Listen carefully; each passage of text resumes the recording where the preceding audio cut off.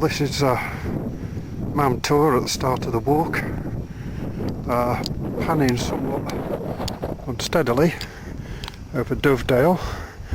I believe that to be the start of the Pennine Way walk, or it might be that valley, of course, and I believe that's another way of starting as well. And the way ahead is that way over to Kinderlow.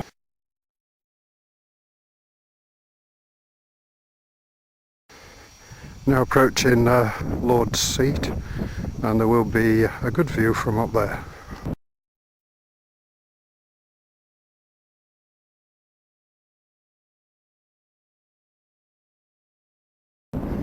This is the view from Lord's Seat, looking back at Mam Tor, higher than Mam Tor now.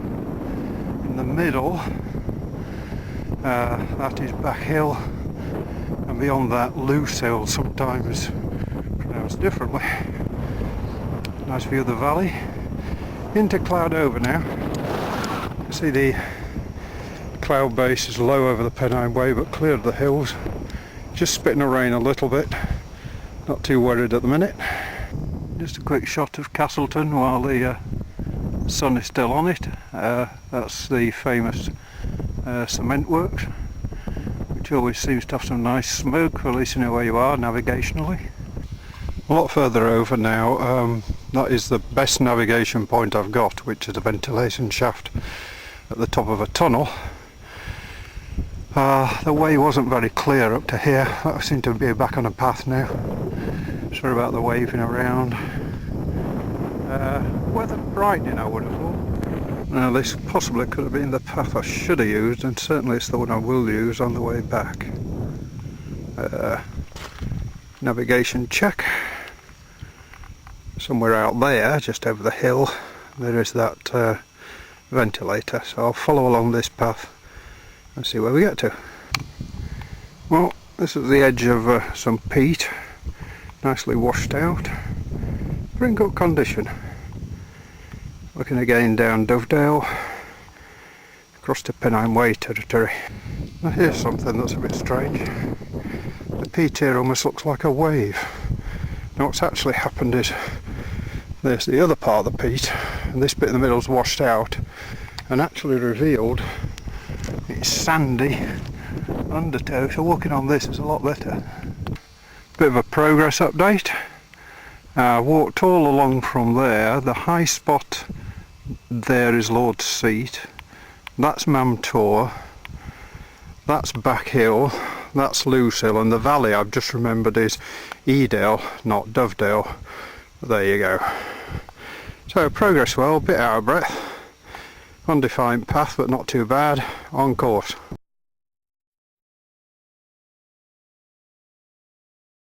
Well, the other side of the way marker now, having crossed the great black bog, that took me half an hour. The rest of the journey probably will improve, I hope so, but we're going up this path here, which is probably looking steeper than what it really is, but it's still full of peat and bog and etc. There we are at the top of Brownlow, I think a fellow just told me. I'm actually on a trig point, so I'm definitely at the top, although of course the fellow's wandering around trying to find a dry way out of here, which there isn't, of course.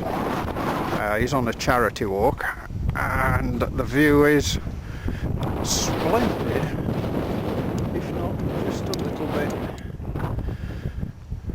extreme. Now, I'm supposed to be going up there, I don't think I'm not. I'm going to get over to the next valley, see how deep it is, and if it's steep climbing out, that's it.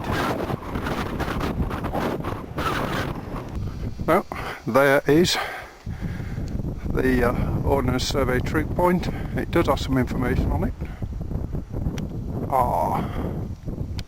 So you might want to read that, it's a bit windy. There we go. Well, we're past Brownlow now, but unfortunately I've just seen that big cloud heading my way, which is probably raining like anything. So I'm going to find a bit of shelter and then put my gear on. This is Edale Cross. There's a paved path leading down to the cross itself, which I gather is kind of a cross where the path over the peaks joins a path effectively goes to the valley, but forgive me if I'm not quite sure on that. Now I've got to make a decision when I get to it, whether I go down into the valley or continue with the mission. I think I'll have some lunch. Well, I don't know if the rain cloud's coming for me or not, but if anyone wants a textbook case of moorland erosion, here's one. It's quite a pleasant day. I'm glad this part of the path is paved, because it's very, very boggy through this part, and it's hard work.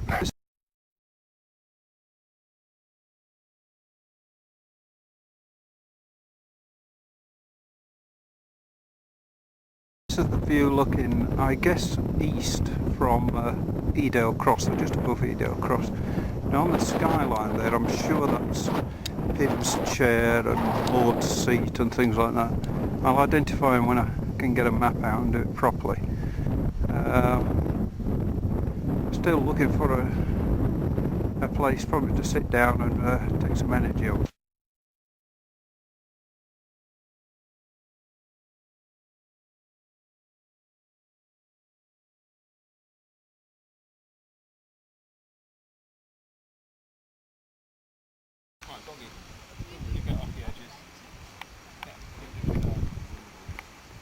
And there you are. Well, there we are. Quite high up now, pressing on. Found a nice overhanging ledge to shelter under. Quite pleasant really, as long as you keep going and keep stay warm. That's kind of where I've been. Carefully padded. And that's where I'm going, because that's a cairn.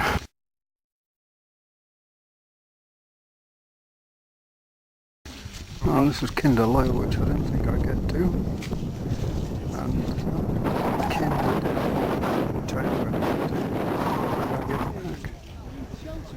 it's just poured down, and now it's stopped. I'm looking back now at Kinder Low. I remember being up here 3 years ago in the mist. That's probably a bad time to make comparisons, but everything has changed, washed away, moved around, everything is radically different. Very odd. Here's a view looking just over the escarpment down to Kinder Reservoir. Obviously very high up here, and I would have started way below there had I come that way.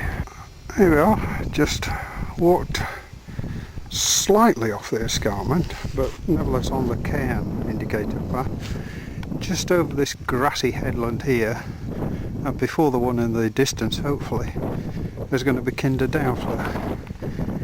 And there's the next cairn. Sky holding up.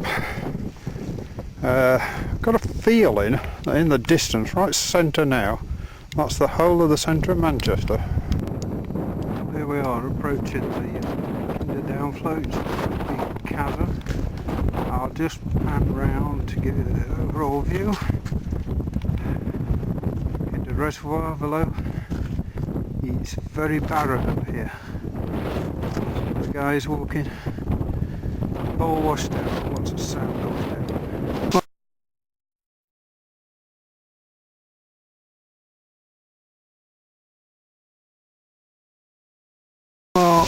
Well, here we are. This is Kinder Downflow. Now you would have thought after all the rain we'd had this would be more like Niagara Falls. As you can see, it ain't. But still, impressive in its own right. Zoom in on the detail, perhaps it look more impressive than it. Oh, it does. Worth the walk?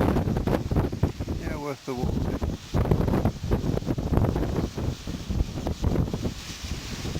If I can gently zoom out again. And there is more of it which goes up that valley there, which I'll walk around to next. But that's what it's all about. This is as close as I'm going to get to it. It's like a rock fall here. But hope it's worthwhile. They're quite beautiful, but what to do with more water somehow. Strange after all the rain. There we are. Absolutely beautiful.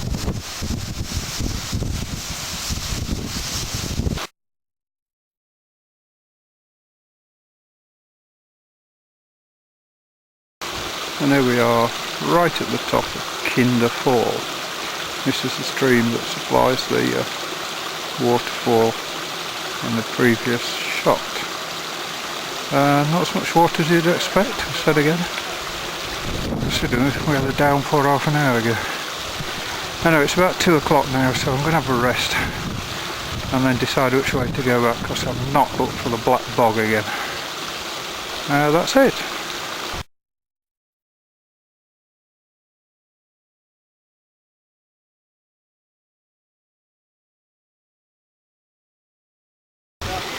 And a little bit more stream, because it looks nice. And the sound is nice.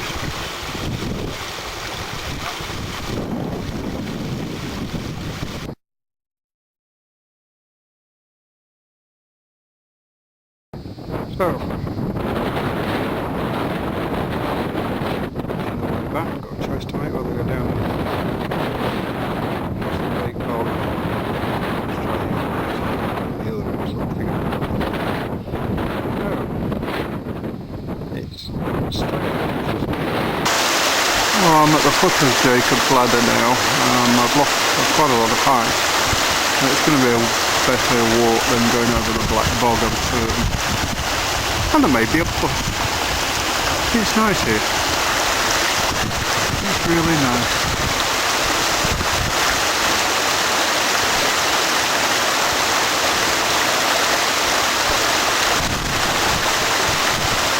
Well, this detour is okay. Beautiful scenery. I'm at the bottom of Lee Farm at the moment, which goes to Jacob's Ladder. It's the official entrance to the Pennine Way. It all looks very civilised from this view, no doubt.